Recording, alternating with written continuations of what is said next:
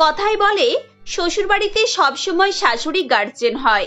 নতুন বউ আসার পর শাশুড়ি মা তার মনের ইচ্ছা পূরণ করার একটা সুযোগ পেয়ে যান এবং যখন যা ইচ্ছা তাই হুকুম চালিয়ে বৌমাদেরকে সবসময় ব্যতিব্যস্ত করে রাখেন। কিন্তু মধুদেবী সেরকম শাশুড়ি ছিলেন না। তার দুই বৌমা পূর্ণিমা এবং পিয়ালি তাও সারাক্ষণ এক পায়ে দাঁড়িয়ে থাকতো। কারণ হচ্ছে তাদের পরিবারের হেড মধুদেবী নয়, মধুদেবীর শাশুড়ি করলা দেবী। আপনারা ভাবছেন তো যে করলা দেবী এটা আবার কিরকম নাম? আসলে করলা দেবীর বাবা যোগেন্দ্র বাবু করলা খেতে বেশ পছন্দ করতেন। এই জন্যই তিনি ভালোবেসে তার ছোট মেয়ের নাম দেন করলা। যেমন নাম তেমন কাজ, সারাক্ষণ করলার মতো মুখ তেতো করে আমাদের সামনে বসে আছে। এমন করেন যেন আমরা এই বাড়ির বউ নয়, কোনো আসামি। কখন যে কি শাস্তি দেবেন খালি সেই সুযোগ খুঁজবেন।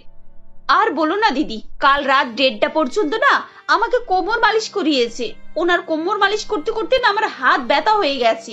দেখো এই হাতটা এখনো ফুলে আছে। সকাল থেকে তো আমি ভালো করে ভারী জিনিস তুলতেই পারছি না। আমাকে বলে কি হবে পিয়ালি? এই বাড়িতে আমরা দুজন সরকারি চাকর। ঠাকুমা যখনই যা পারেন আমাদেরকে দিয়ে কাজ করিয়ে নেন। আর বাড়ির অন্যান্য সদস্যরাও ঠাকুমার বিরোধিতা করে না। অন্যরা বিরোধিতা করবে কেন? তাদেরকে তো আমাদের মতো সারাদিন রান্নাঘরে বসে থাকতে হচ্ছে না। সবসময় হাতে হাতে খাবার পেয়ে যাচ্ছে, যখন যা হুকুম করছে সবই তো হাজির হয়ে যাচ্ছে। আর কি চাই তাদের? এভাবেই বাড়ির দুই বৌমা একে অপরকে নিজেদের দুঃখের কথা শোনাচ্ছিল। ঠিক এমন সময় করলা দেবী দুজনকেই ডাকেন। পূর্ণিমা, পিয়ালি, কোথায় তোমরা? ছুটে এসো, তোমাদেরকে একটা খবর দেব। শোনো দিদি, আবার ডাক পড়েছে। আবার কি নতুন আদেশ দেয় দেখি।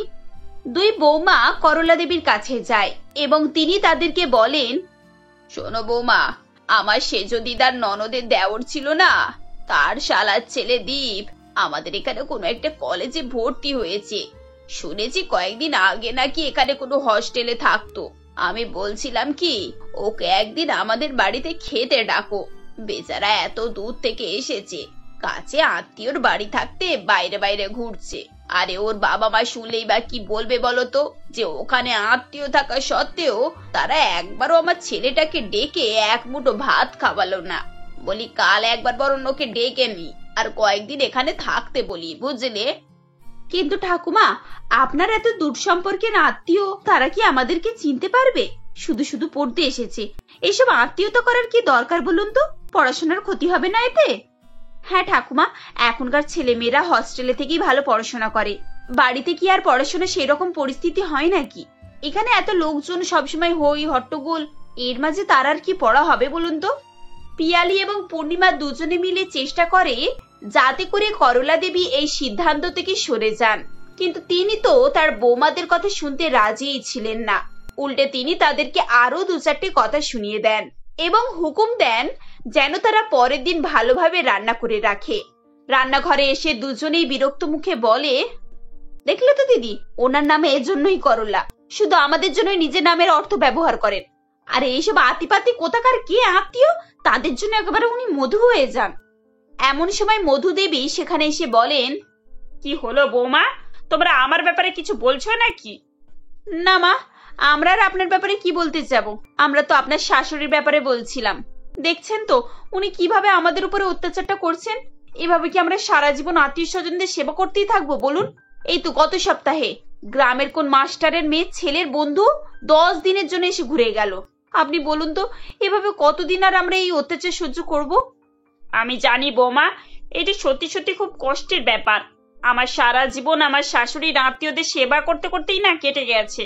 ওনাকে কোনো কিছু বোঝানো মানে উল্টে নিজের উপরে দোষ নেওয়া। সারা পাড়া ডেকে এমন হয়ে হট্টগোল করবেন যেন মান সম্মান কিছুই থাকবে না। সেজন্যই তো আমি মুখ বুঝে সবকিছু সহ্য করতাম। এখন তোমরা দুজন এসে আমার কত যে উপকার হয়েছে তোমরা জানো? মা, আপনার তো উপকার হয়েছে, কিন্তু আমাদের যে কি অবস্থা হচ্ছে একবার ভেবে দেখুন তো। আমি কি বুঝতে পারছি না বৌমা, কিন্তু আমারও তো কিছু করার নেই বলো। তবে আমি তোমাদেরকে একটা কথা দিচ্ছি, তোমার ঠাকুমা যখন থাকবেন না তখন আমি ওনার কোনো আত্মীয়কে এই বাড়িতে ঢুকতেই দেব না। অনেক হয়েছে আত্মীয়দের অত্যাচার, তোমাদেরকে আমি কখনোই এরকম ভাবে জ্বালাবো না। এই বলে মধুদেবী সেখান থেকে চলে যান। দেখলে তো দিদি, মাকে বলে না এসব কিচ্ছু হবে না। যা বলার আমাদের স্বামীদেরকে বলতে হবে। ওরা যদি আমাদের সমস্যাটা একটু বোঝে তাহলে কিছু একটা হবে। রাত্রিবেলা দুই বউ তাদের স্বামীদেরকে ঠাকুমা শাশুড়ির কথা বলে, কিন্তু স্বামীরাও একটু দুঃখ প্রকাশ করে চুপচাপ শুয়ে পড়ে। পরের দিন করলা দেবীর দূর সম্পর্কের আত্মীয় দীপ সেখানে আসে। আরে মাসিমা, কেমন আছো? আপনার শরীর ভালো আছে তো?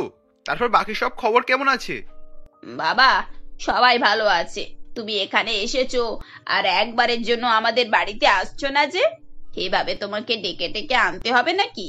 আচ্ছা বলো, এখানে কোন হস্টেলে থাকছো তুমি? মাসিমা, অনেকগুলো হোটেলেই খোঁজ করেছি, কিন্তু কোনোটাই তো আমার পছন্দ হচ্ছে না। আসলে বাড়িতে থেকে অভ্যাস তো, তাই হোটেলের পরিবেশ ঠিক স্যুট করছে না। শুট করবেই বা কি করে? যারা সারা জীবন বাড়িতে থেকে পড়াশোনা করে তাদের জন্য হস্টেলে থাকাটা অনেক কষ্টকর। আচ্ছা বাবা, আমরা তো তোমার পর নয়, তুমি এখানে আছো অথচ হোস্টেল খুঁজে বেড়াচ্ছ। বলি, আমি থাকতে আমার কোনো আত্মীয়কে বাইরে থাকতে হবে কেন শুনি? আজ থেকে তুমি এখানেই থাকবে। আমাদের উপরের ঘরগুলো ফাঁকা পড়ে আছে, তোমার থাকতে কোনো অসুবিধা হবে না। তাছাড়া 3 বেলা দুমুঠো বাড়ির খাবার খেতে পাবে। বাইরের খাবারে কত কি থাকে, দুদিনেই তো শরীর খারাপ হয়ে যাবে। এবার তুমি ভেবে বলো তো, তুমি থাকবে কিনা? তবে হ্যাঁ, তুমি যদি এখানে থাকো তাহলে আমরা সবাই খুবই খুশি হব। মাসিমা, আপনি যখন এত করে বলছেন তাহলে আপনার কথা কি করে ফেলি বলুন? ঠিক আছে, আপনার যখন ইচ্ছা তাহলে আমি এখানেই থেকে যাচ্ছি। এই দেখো, আমি তো জানতাম আমার কথা তুমি কখনোই ফেলতে পারবে না। পূর্ণিমা, কোথায় গেলে? তাড়াতাড়ি দ্বীপের জন্য চার জল খাবার আনো। ছেলেটা অনেক ক্লান্ত হয়ে গেছে, ওর জন্য গরম জল বসাও, স্নান করে একটু আরাম করুক। ব্যাস, শুনে নিলে কি হয়েছে? 2 দিনের বা 5 দিনের ব্যাপার নয়, 3 বছর। দ্বীপ এখন এখানে 3 বছর থাকবে। ঠাকুমা কিভাবে আমাদের উপরে অত্যাচারটা করছে বুঝতে পারছো? বাইরের একটা ছেলেকে 3 বছরের জন্য নিজের বাড়িতে রেখে দিল। আমার তো চিন্তা করে করে বিপি হাই হয়ে যাচ্ছে। একবার ভেবে দেখো তো, ঠাকুমা একবারও আমাদেরকে জিজ্ঞাসা করলো না। 1 সপ্তাহের কথা বলে 3 বছরের জন্য পার্মানেন্টলি রেখে দিলেন উনি। এবার তো আমাদেরকে ওর সেবা করতে হবে নাকি? গরম জল, চা, জল, খাবার, এটা তো সবে শুরু। দেখবে ঠাকুমা আমাদেরকে না নাকে দড়ি দিয়ে একেবারে ঘোরাবে। আগে তো দিনে 1 ঘন্টা ঘুমাতে পারতাম, এখন কপালে সে 1 ঘন্টা রেস্টও থাকবে না। কি আর করা যাবে, সবই তো আমাদের কপাল। এরপর থেকে দুই বৌমা নতুন অতিথির সেবাতে লেগে পড়ে। তারা তো ভেবেছিল যে বাড়িতে বাকি সবাই যেমন আছে তেমনি ভাবে দ্বীপের জন্য একটু এক্সট্রা চাল নিলেই হয়ে যাবে, কিন্তু এখানে তো অন্য কিছুই চলছিল। পূর্ণিমা খাবার সাজিয়ে দ্বীপকে খেতে দেয়। বৌদি, আমাকে একটু আচার দাও তো, ভাতের সঙ্গে আচার না হলে ঠিক মতো জমে না। আর শোনো, বলছি ফ্রিজে টক দই আছে, একটু পেঁয়াজ আর শশা কুচিয়ে না রায়তা করে দাও তো। হ্যাঁ, আনছি। বৌদি, আমি বেগুন ভাজা খাই না, বেগুনে আমার অ্যালার্জি আছে, আমার জন্য একটু ডিম ভেজে দাও। পূর্ণিমা রেগে রান্নাঘরে আসে আর বলে, এই ছেলে তো একেবারে জ্বালিয়ে মারলো। ডিম ভাজা, রায়তা, আচার। আরে বাবা, কুটুম এসেছিস, যেমন খাবার দেব তেমনি তো চুপচাপ খেয়ে উঠে পড়বি, তা নয় বাড়ির লোকের মতো এটা ওটা ফরমাস করছে। আচ্ছা দিদি, এদের কি লজ্জাও লাগে না? আমরা তো কারোদের বাড়ি থেকে লজ্জায় খেতেই পারি না, আর এনাকে দেখো 3 বাসন ভাত খেয়ে নিল, তারপরে এটা সেটা অর্ডার করেই যাচ্ছে। এইভাবেই প্রত্যেকদিন দীপ খাবার সময় নানান ধরনের ফরমাশ করত। এমনকি কখনো তার জামা ছিঁড়ে যাচ্ছে, কখনো জুতো, কখনো ব্যাগ, সবকিছুই সে করলা দেবীর কাছে আবদার করে আদায় করে নেয়। দুই বউ বিরক্ত হলেও তাদের কিছু বলার থাকে না। একদিন সবাই মন্দিরে পুজো দিতে যায় এবং দীপ বাড়িতেই ছিল। মন্দিরে পুজো দিয়ে ফিরে আসার পর সবাইকে জানায় যে সে আর এখানে থাকবে না, তার নাকি এখানে পড়াশোনা করার খুব ক্ষতি হচ্ছে। এই কথা শুনে দুই বৌমা খুবই খুশি হয়ে যায়। আজ আমি খুব খুশি, এতদিন পর আপদটা বিদায় হচ্ছে, এবার শান্তিতে একটু আরাম করতে পারবো। দিদি, আগে দাঁড়াও, পুরোপুরি আগে আপদটা কাটুক, তারপর আমরা খুশি হব। কারণ ঠাকুমার তো কোনো ভরসা নেই, কখন কাকে কি বলে আটকে দেবে সেটা তো বলা যায় না। কিন্তু দীপ পরের দিন কারোর কোনো কথা শোনে না এবং বাড়ি ছেড়ে চলে যায়।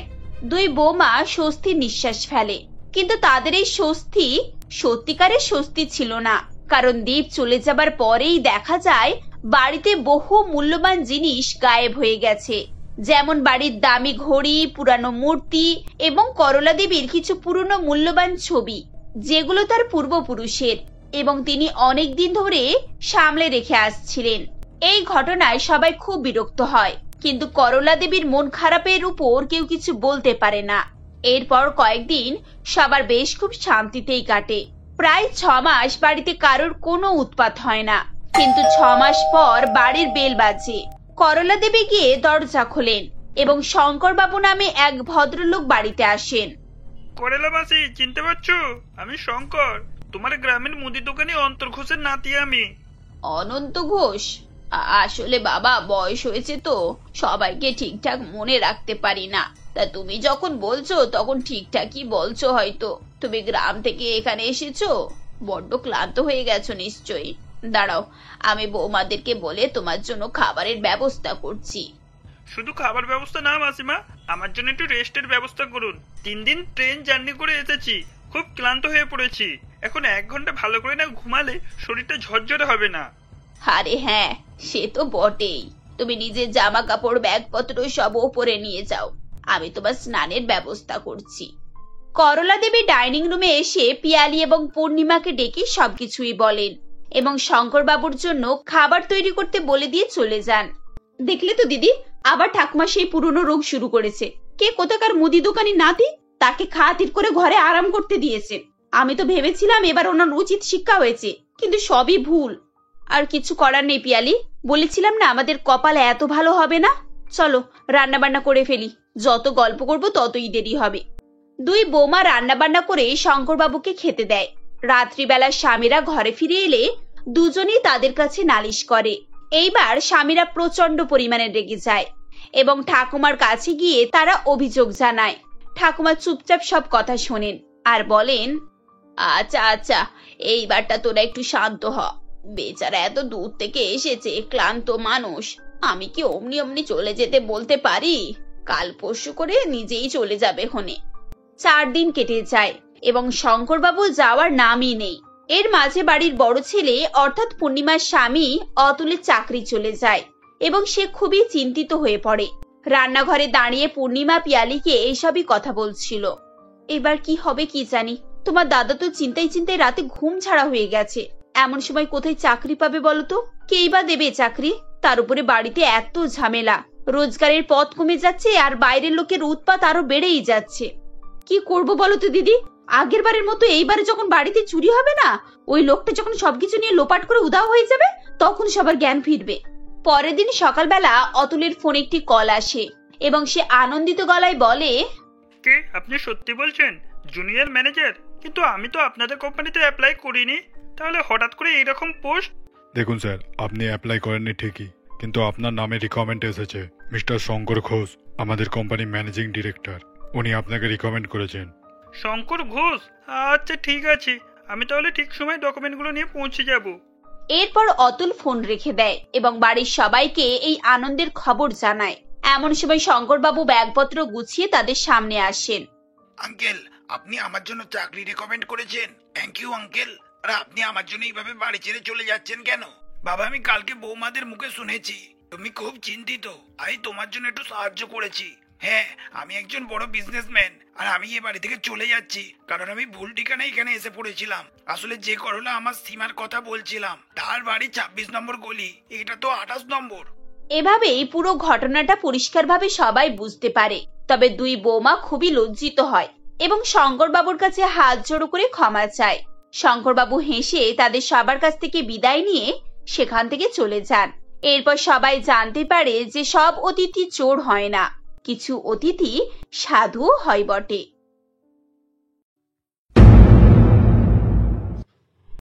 কাঞ্চন দেবী 2 বছর থেকে বিছানা শয্যা হয়ে আছে। ছোট ছোট বাচ্চারা সব মায়ের অবস্থা কিছুই বোঝে না। 2 ছেলে বড়, তারপরে 2 মেয়ে ছোট। বড় ছেলে অজয় 12 বছর ও সুজয় 10 বছর, তারপরে 2 বোন 5 বছর ও 6 বছরের। এই ছোট ছোট বাচ্চাদের রেখে যদি কাঞ্চন দেবী মারা যায় তাহলে বাচ্চাগুলোর কি দশা হবে, এই ভেবে ভেবে কাঞ্চন দেবী আরো অসুস্থ হয়ে পড়ে। এমন একদিন আছে যে সেদিন আর বিছানা থেকে একদমই উঠতে পারে না, শেষ অবস্থা হয়েই এসেছে। এমন সময় কাঞ্চন দেবী তার 2 ছেলের হাত ধরে বলে, বাবা অজয় ও সুজয়, আজ থেকে তোমরা দুজনে আমাকে একটা কথা দাও, কোনোদিন তোমরা তোমার 2 বোনকে কষ্ট দেবে না, মায়ের অভাব বুঝতে দেবে না, সব সময় বাবা মায়ের মতো আগলে রাখবে। মা, তুমি এইভাবে বলো না, দেখবে তোমার কিছুই হবে না। বাবা তো অনেক আগে আমাদের ছেড়ে চলে গেছে, এখন যদি তুমিও এইরকম করে বলো তাহলে আমরা কোথায় যাব বলো?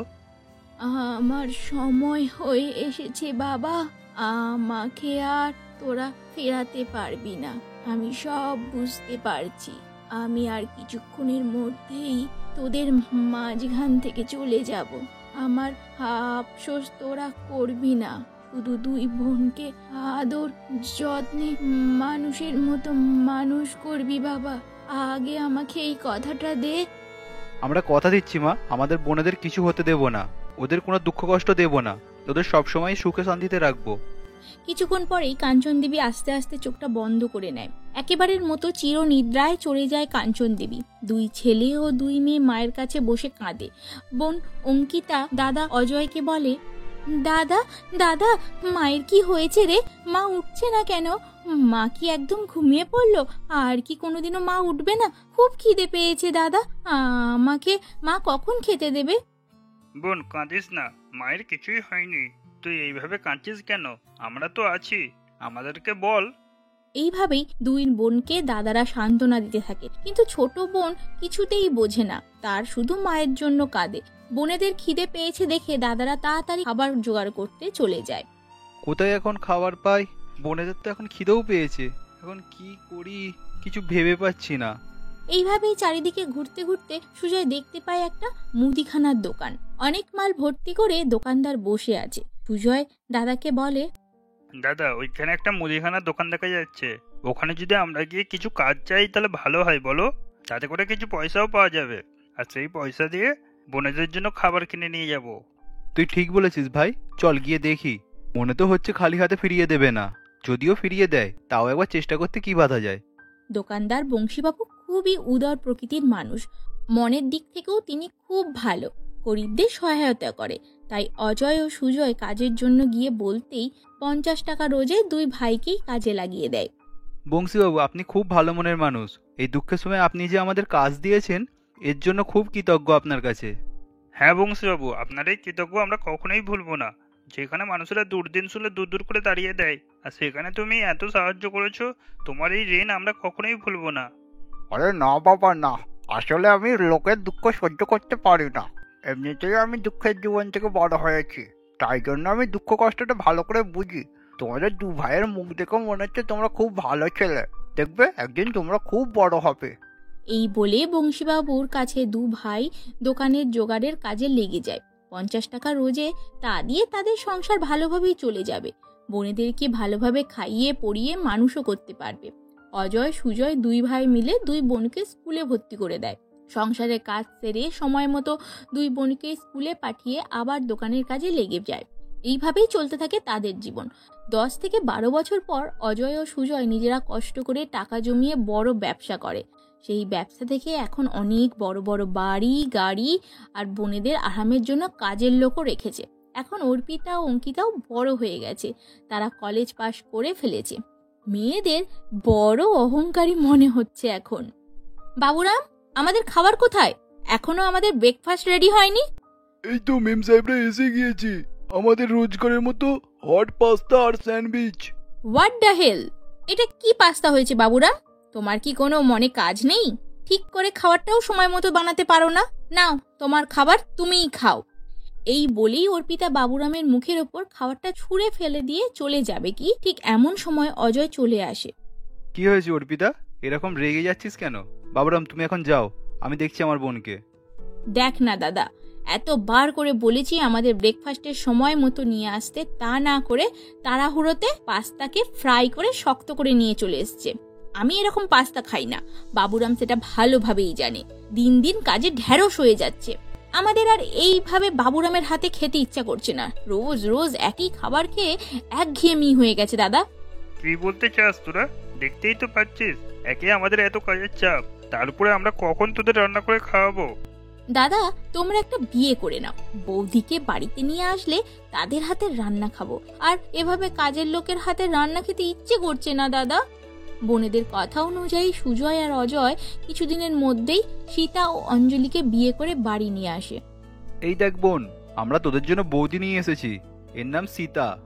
এ হলো তোর ছোট বৌদি অঞ্জলি। এইবারে তোরা খুশি হয়েছিস তো?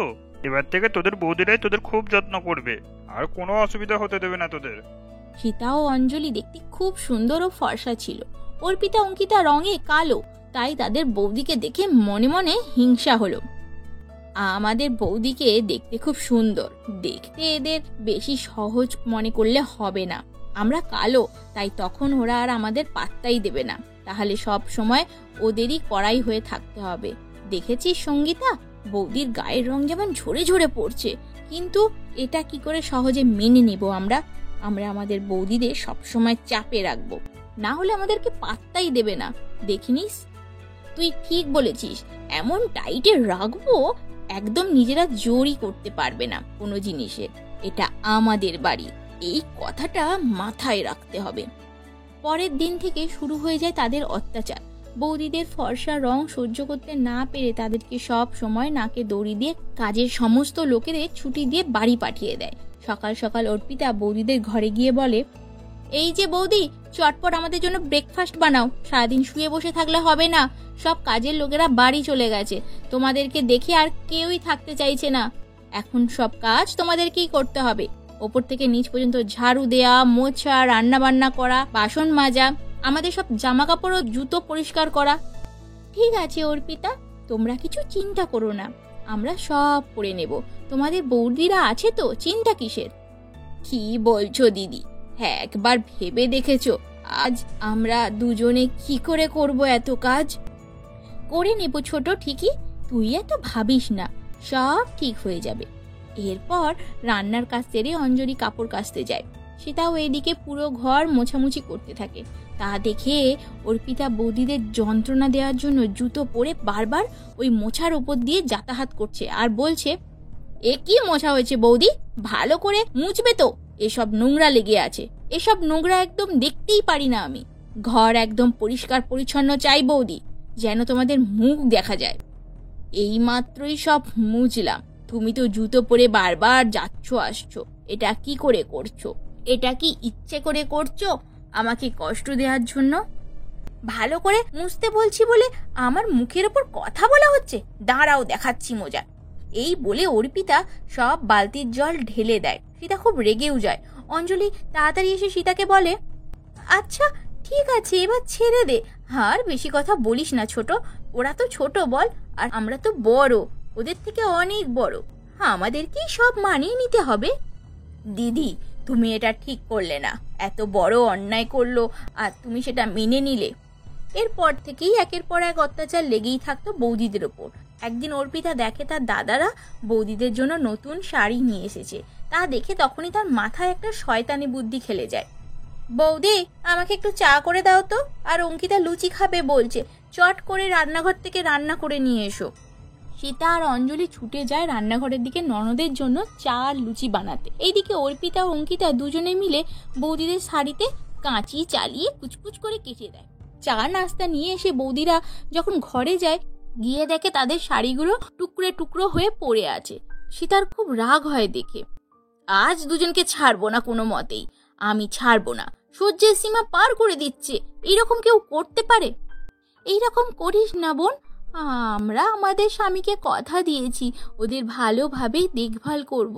এখন যদি আমরা তাদের কথায় অবাধ্য করি তাহলে আমাদেরকেই ভুল বুঝবে, বোনেদের কোনো অন্যায় দেখতে পাবে না, তার থেকে চুপ করে থাক, সময় সব ঠিক করে দেবে। এরপর একদিন অর্পিতার মাথায় আসে সে তার বৌদিদের মতো ফর্সা হবে। অঙ্কিতা, এই দেখ, আমি এইচডি মেকআপ আর ব্লিচ নিয়ে এসেছি, আমরাও এগুলো মেখে বৌদিদের মতো ফর্সা হব, চটপট চলে আয়, দুজনে মাখতে শুরু করে দিই। এই বলেই তারা ব্লিচটা মাখতে শুরু করে দেয় পুরো মুখে, আর সঙ্গে সঙ্গে জ্বলে যায় তাদের সারা মুখ। তাড়াতাড়ি করে মুখ ধুয়ে আয়নার সামনে গিয়ে দেখে মুখটা পুরো বিশ্রী হয়ে গেছে।